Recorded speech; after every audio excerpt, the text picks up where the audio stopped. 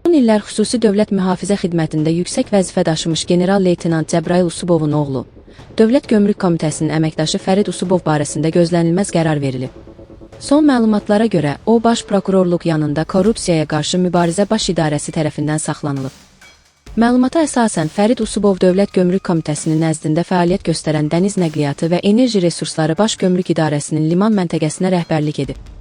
Başlatılan cinayət işi çərçivəsində onun fəaliyyətində yol verilmiş qanun pozuntularına dair araşdırmalar aparılır.